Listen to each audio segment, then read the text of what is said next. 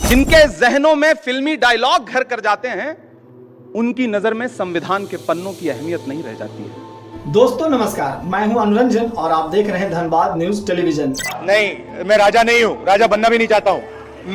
मैं राजा के अगेंस्ट हूं, कॉन्सेप्ट के अगेंस्ट हूं। मैं मित्र एचडी कुमार स्वामी आने वाली 26 अप्रैल को इनके लिए आपका हर वोट मोदी को मजबूती देगा। ब्रजमोहन रमन्ना 400 महिलाओं का रेप करता है, वीडियो बनाता है। ये सेक्स स्कैंडल नहीं है, इसको मैस रेप कहा जाता है। और स्टेज में कर्नाटका के सामने प्रधानमंत्री मैस रेपिस्ट का समर्थन कर रहे हैं। वो कर्नाटका को कह रहे हैं कि अगर आपने इस रेपिस्ट को वोट दिया तो मेरी मदद होगी। देश में वोटर लिस्ट से लेकर वक्फ संपत्ति तक अब बहस सिर्फ राजनीति की नहीं, संविधान की हो रही है। 2 अगस्त 2025 दिल्ली में कांग्रेस का सालाना लीगल कॉन्क्लेव हुआ। इस मंच से उठी वो आवाजें जो पूरे देश में गूंज रही हैं। क्या वाकई वोटर लिस्ट से चुनाव को मैनेज किया जा रहा है? अगर हाँ, तो ये सिर्फ चुनाव आयोग पर सवाल नहीं, पूरे लोकतंत्र पर हमला है। जब चिड़ियों के इन घोंसलों में कुछ सांप उतारे जाते हों, जब माली अपने हाथों से गुलशन में आग लगाते हों, उस दौर में हम दीवानों से तुम कहते हो खामोश रहो। कानून के रखवालों की मौजूदगी से विज्ञान भवन का कोना कोना रोशन है। अब बात करते हैं इमरान प्रतापगढ़ी की, जो वक्फ बिल पर 2025 को लेकर इतने आक्रोशित थे कि उन्होंने इसे मुसलमानों के अधिकारों पर हमला बताया। वक्फ कंपनियों को सरकारी नियंत्रण में लेने की कोशिश, क्या इससे मुस्लिम समुदायों के धार्मिक और सामाजिक अधिकार खतरे में हैं? महज कागज के पन्नों पर उकेरी गई कोरी भावनाएं नहीं, बल्कि सच्चाई, नैतिक मूल्यों और मौलिक अधिकारों की बारीकियों पर सैकड़ों बहसों के बाद अंगीकार की गई एक मुकद्दस किताब, भारत का संविधान, जो भारत को एक संप्रभु, समाजवादी, धर्मनिरपेक्ष, लोकतांत्रिक गणराज्य घोषित करता है। हम आज यहां एक बेहद जरूरी बहस के लिए इकट्ठा हुए हैं।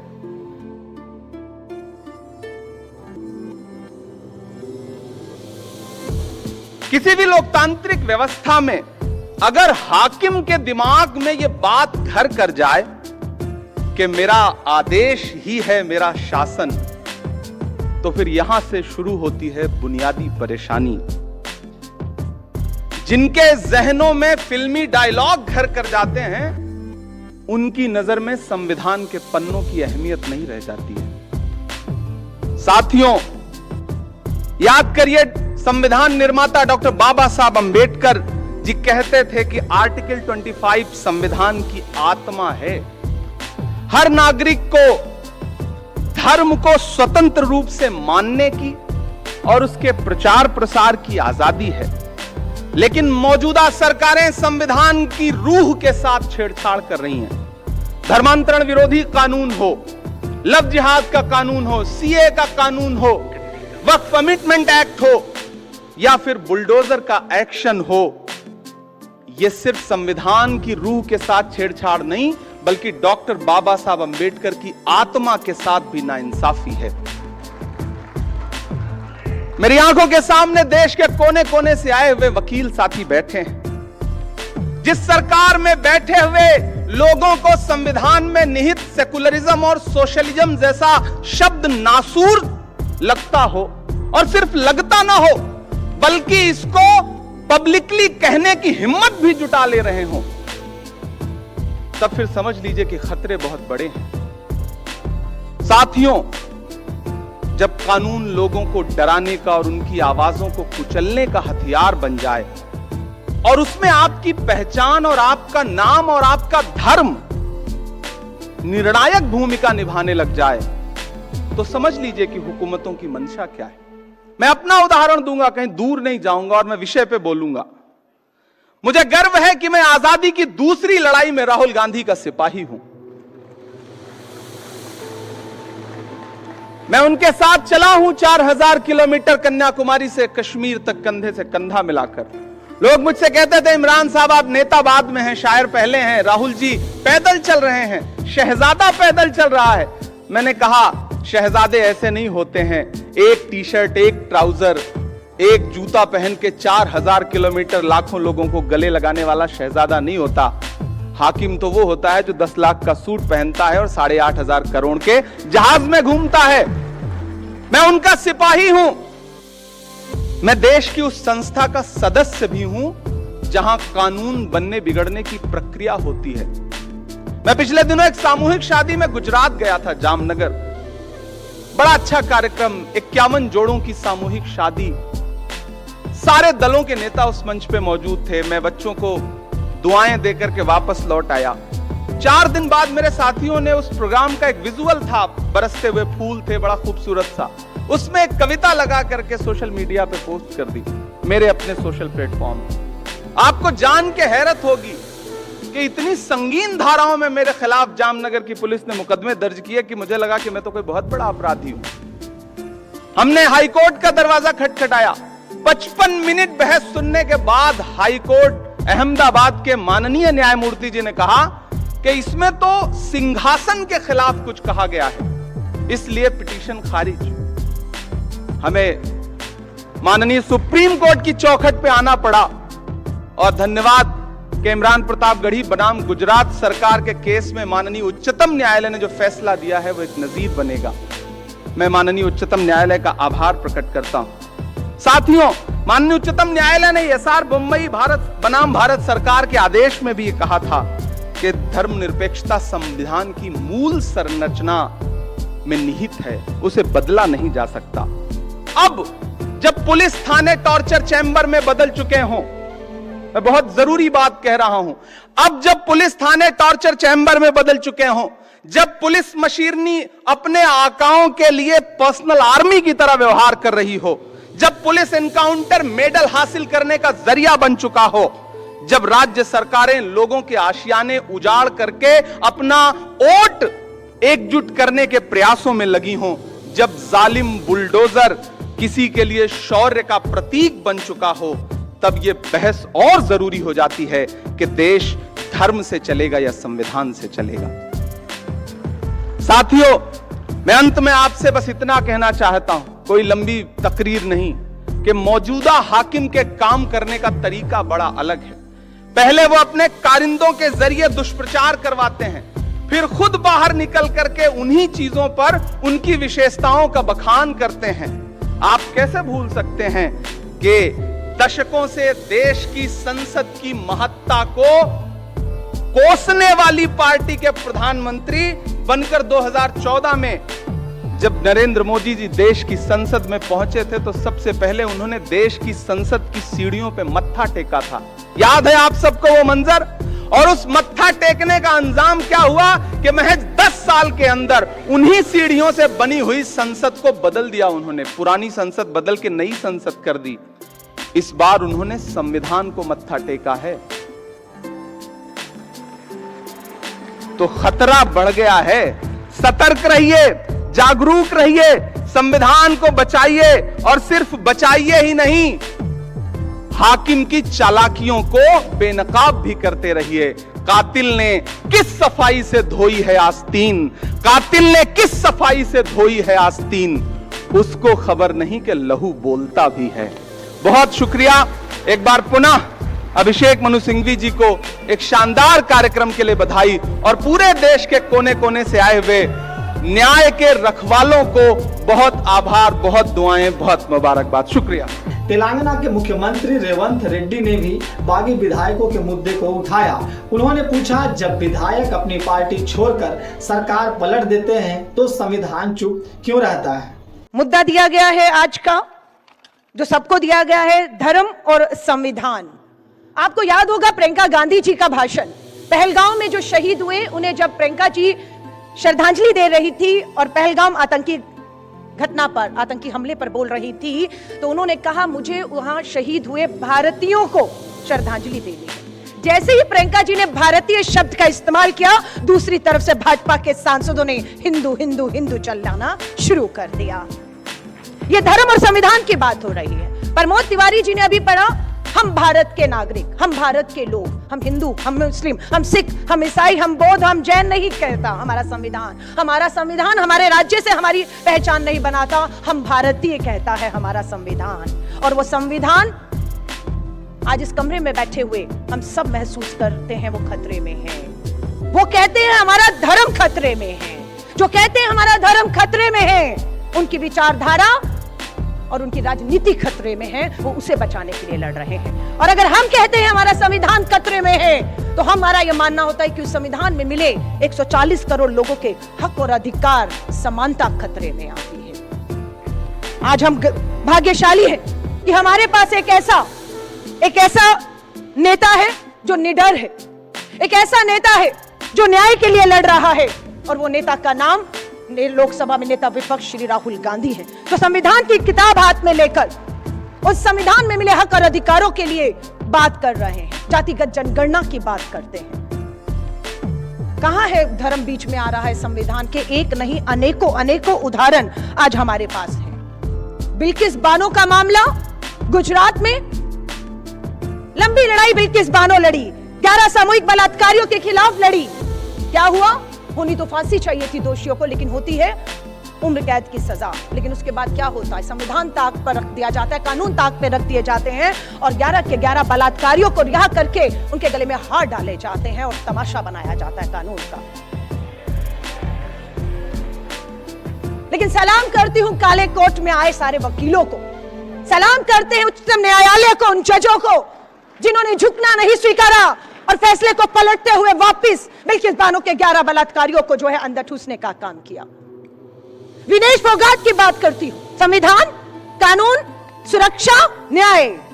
बिल्किस बानो की बात के बाद विनेश फोगाट, भारत की हमारी बेटी, विश्व में पदक जीत कर लाकर हमारा फख्र से सर और तिरंगा ऊंचा करने वाली के खिलाफ यौन उत्पीड़न होता है, और दिल्ली, भारत की राजधानी दिल्ली की पुलिस गृह मंत्रालय के डर से एफआईआर करने से इंकार कर देती है। फिर यही काले कोट और फिर वही अदालत बैठती है और फरमान, वहां से आदेश होता है कि एफआईआर की जाए। मैं एक वीडियो भी आपको दिखा रही हूं कि कहां ताकत सत्ता की और कहां कानून और संविधान आमने सामने खड़ा होता है, और वहां हमारा नेता चीख कर कहता है। मामला है कर्नाटका के सांसद प्रज्वल रेवन्ना, जो हासन से मास रेपिस्ट, लेकिन उसके लिए प्रचार करने देश के प्रधानमंत्री उतर जाते हैं। सत्य और असत्य के बीच में फर्क नहीं कि प्रधानमंत्री खड़ा है, प्रधानमंत्री उनके लिए वोट मांग रहा है। सत्य क्या है, असत्य क्या है, जनता को समझ नहीं आ रहा। दूसरी तरफ श्री राहुल गांधी जी ललकार के वहीं पर उसे बेनकाब करते हुए दिखते हैं, और फैसला आता है कि प्रज्वल रेवन्ना दोषी करार दिया जाता है और उसे सजा देने का ऐलान होता है। वो वीडियो मैं आपके सामने जरूर रखना चाहती हूँ कि कैसे देश के सर्वोच्च पद पे बैठा एक शख्स संविधान और कानून की धज्जियां उड़ाता है, सादी आबादी को न्याय से कोसों दूर ले जाता है, और वहीं श्री राहुल गांधी जी अड़े रहते हैं इस न्याय का हक मिलने तक। उस लड़ाई को हमें लड़ने के लिए कहते हैं। मैं एक वो वीडियो है जरूर कहूंगी उसे चलाइए, मात्र 1 मिनट का वीडियो है, जहां पर प्रधानमंत्री नरेंद्र मोदी जी प्रज्वल रेवन्ना मास रेपिस्ट के लिए सरेआम सब कुछ जानते हुए वोट मांगते हैं, और वहीं श्री राहुल गांधी जी अड़े रहते हैं। वो वीडियो मैं टीम को कहूंगी, एनडीए के सिर्फ प्रज्वल रेवन्ना और मंड्या से। जब वोटर लिस्ट से लेकर अल्पसंख्यक संपत्ति तक हर मुद्दा संविधान से टकराने लगे तो सवाल उठाना जरूरी हो जाता है। आज सवाल सिर्फ राहुल या इमरान का नहीं है, आज सवाल पूरे भारत के लोकतंत्र का है। एनुअल लीगल कॉन्क्लेव 2025, जिसे AICC law, human rights and ITI cell ने 2 अगस्त 2025 को दिल्ली में विज्ञान भवन कहें या यूं कहें कि इंदिरा भवन परिसर में आयोजित किया गया था। हम सब यहां मौजूद हैं देश की सबसे बड़ी पंचायत संसद, जो यहां से बमुश्किल 2 से 2.5 किलोमीटर दूर है, जहां देश के कानून बनाए जाते हैं, या आज हम ये कहें कि देश के कानून, जो बने हुए कानून हैं, उनको बदला जाता है।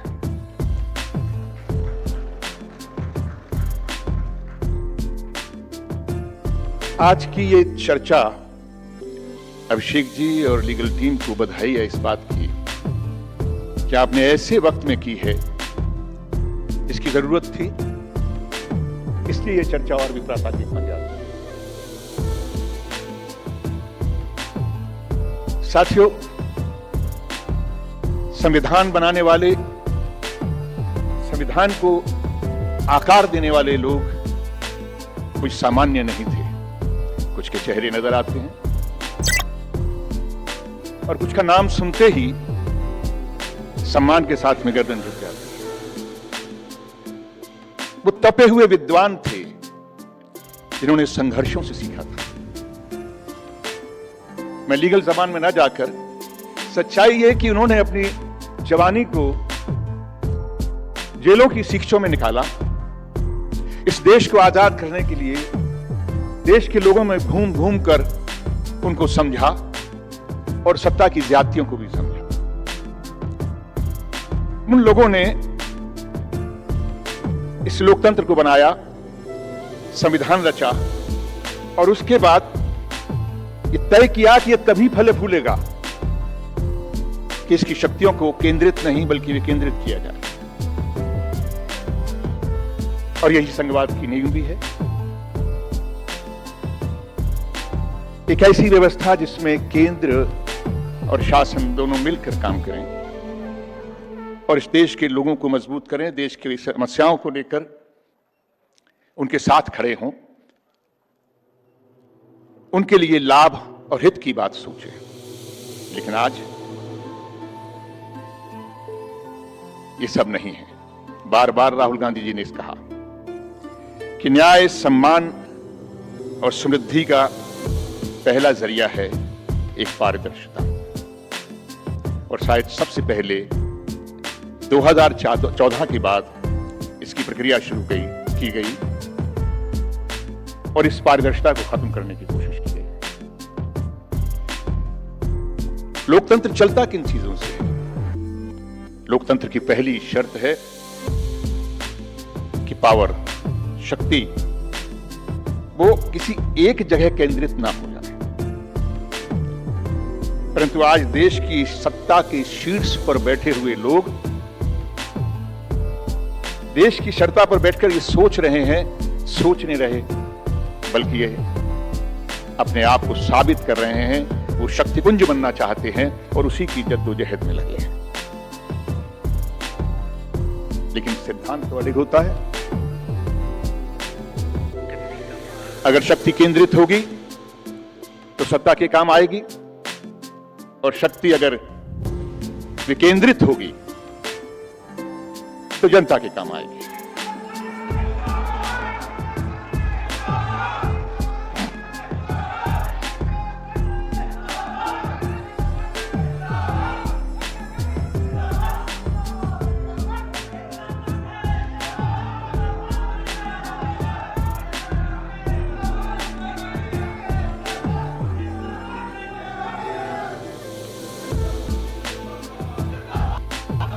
ये बहुत ही मेरे लिए सौभाग्य की बात है कि आदरणीय प्रियंका गांधी जी यहां विराजमान हैं। मैं अपनी बात को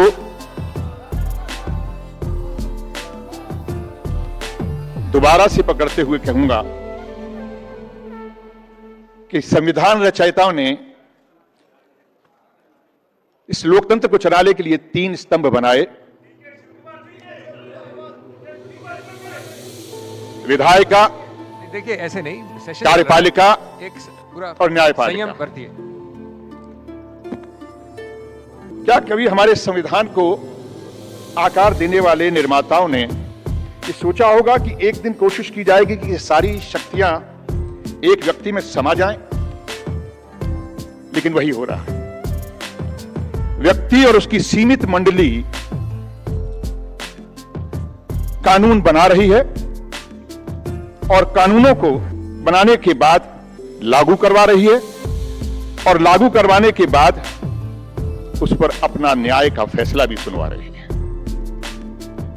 यह इतने दुर्भाग्य की बात है कि सरकार के पास शक्तियां हैं, लेकिन वो शक्तियां मिलती किसको है? राहुल गांधी का कहना है, हमारे संविधान रचयिताओं का कहना है कि ये शक्तियां तभी मिलती हैं जब जवाबदेही हो। और जवाबदेही नहीं होगी तो ये शक्तियां छीन भी सकती हैं। एक बात, लोकतंत्र की रीढ़ की हड्डी, मेरुदंड मजबूत होगा, वो तभी होगा जब ये लोकतंत्र की शक्तियां विकेंद्रित होंगी। लेकिन आज धीरे धीरे लोकतंत्र को झुकाने का प्रयास किया जा रहा है। आज राजभवन में बैठे हुए सर्वोच्च व्यक्ति को वही केंद्र उसको सम्मानित और अच्छा मानता है, सही मानता है, जो विपक्ष की सरकारों को बुरी तरीके से प्रताड़ित करता है, उनको परेशान करता है। अगर यही लोकतंत्र है तो आज उस आह्वान को जो सुबह राहुल जी ने दिया है कि हम सबको एकजुट होना पड़ेगा, एक साथ चलना पड़ेगा, और आप पर खासकर वकील साहिबान पे बहुत भरोसा दिया है। और आप सबसे हम इतना ही कहेंगे, हो सकता है कि आपके साथ पांव उतनी मजबूती से ना चलें, लेकिन आपके साथ साथ चलेंगे। दौड़ ना सके लेकिन आपके पीछे पीछे जरूर चलेंगे। हम सबको लड़ना है और हमारे पास में आज की तारीख में एक ही जवाब है कि हमें लड़कर अपने लोकतंत्र को फिर से बचाना है। बहुत बहुत धन्यवाद और एक बार फिर से आपको सिंघवी जी बहुत बहुत बधाई। कार्यक्रम में कांग्रेस के कई जाने माने दिग्गज लोग पहुंचे थे, जिन्होंने देश हित में अपनी बातें पटल पर रखी। मल्लिकार्जुन खड़गे, राहुल गांधी, प्रियंका गांधी वाड्रा, अभिषेक मनु सिंघवी, केसी वेणुगोपाल, जयराम रमेश, मुकुल वासनिक, अजय माकन, रेवंत रेड्डी, सिद्धरामैया, सुखविंदर सिंह सुक्खू, DK शिव कुमार, इमरान प्रतापगढ़ी, अंबा प्रसाद, अजय मल्लू, संदीप सैनी, अभिनेता और राजनेता रहे राज बब्बर। इसके अलावा कुछ पूर्व मुख्यमंत्रियों, पूर्व जजों, कानूनी शिक्षाविदों और मानवाधिकार कार्यकर्ताओं ने भी भाग लिया। आयोजन में देश भर से लगभग 1500 से अधिक कानूनविद, कार्यकर्ता और प्रतिनिधि शामिल थे। कार्यक्रम का श्रीगणेश राहुल गांधी, जो लोकसभा विपक्ष के नेता हैं, उन्होंने दीप प्रज्वलन से हम इस कार्यक्रम की शुरुआत करते हैं।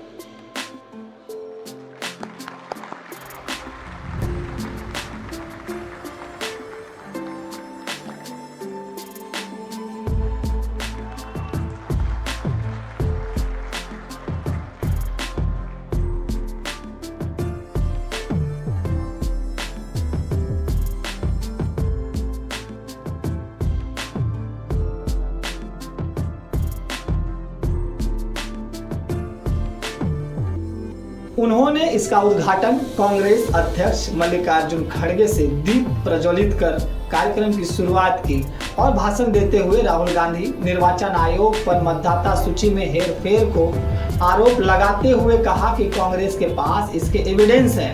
उन्होंने दावा किया कि 6 लाख से अधिक मतदाताओं की छवियों व नामों की तुलना से 1.5 लाख करोड़। ये डरपोक कैसा होता? नहीं, तुम देखिए, वो डरपोक है, आप लोग समझ रहे नहीं। आप मेहनत करके सब लोग एक होके देखिए, वो भाग जाएगा। तो ठीक है, हमको डरा रहा है, क्योंकि हमको डरा रहा है, ठीक है। पार्लियामेंट में मेंबर हमारे, लोकसभा में हमारे कम रहने से डरा रहा है, ठीक है। लेकिन देश की इज्जत क्यों बेच रहे हैं आप? ट्रंप के सामने झुककर क्यों आप देश की बेइज्जती कर रहे हो? हमारे स्वाभिमान को बेच रहे हो। इसीलिए राहुल जी ने कहा, आप अगर एक बार कहे ट्रंप के खिलाफ, ट्रंप झूठ बोल रहा है, ये कहो, मैं मान जाऊंगा। ये पार्लियामेंट में कहा उन्होंने, लेकिन आज तक मुंह ही नहीं खोले। उन्होंने इस सम्मेलन में वक्फ अमेंडमेंट बिल 2025 के मुद्दे पर अपनी तीखी प्रतिक्रिया दी। उन्होंने आरोप लगाया कि सरकार इस बिल के जरिए मुस्लिम समुदाय का अधिकार और वक्फ संपत्तियों पर नियंत्रण छीनने की कोशिश कर रही है। उन्होंने कहा अगर सरकार मुस्लिमों की बेहतरी चाहती तो समुदाय को विश्वास में लेकर यह बिल लाती, न कि अचानक बिना चर्चा के ऐसे तर्क दिए गए कि यह बिल असंवैधानिक है और लोकतांत्रिक प्रक्रिया का उल्लंघन करता है। वहीं कार्यक्रम में मौजूद राज बब्बर ने अपने संबोधन में कहा कि संविधान देश की आत्मा और ताकत है। उन्होंने कहा कि संविधान हर नागरिक को समान अधिकार और सम्मान देता है और इसे बचाना कांग्रेस की प्राथमिक कर्तव्य है। उन्होंने मौजूदा सरकार पर निशाना साधते हुए कहा कि देश लोकतांत्रिक मूल्यों और स्वतंत्र संस्थाओं पर हमला हो रहा है। उन्होंने विशेष रूप से चुनाव प्रक्रिया की निष्पक्षता पर सवाल उठाए और कहा कि यह लोकतंत्र के लिए खतरा है। राज बब्बर ने सामाजिक न्याय और समावेशिता पर जोर दिया, खासकर अनुसूचित जाति और अन्य पिछड़े वर्गों के लिए। उन्होंने कहा कि कांग्रेस इन वर्गों के अधिकारों और अवसरों को सुनिश्चित करने के लिए प्रतिबद्ध है। क्या 2025 में संविधान खतरे में है? कमेंट में लिखिए, वीडियो को लाइक कीजिए और हमारे चैनल धनबाद न्यूज टेलीविजन को सब्सक्राइब करना ना भूलें, जहां खबर मिलती है साफ और सच के साथ। इसके साथ ही मुझे दीजिए इजाजत। जय हिंद, जय भारत।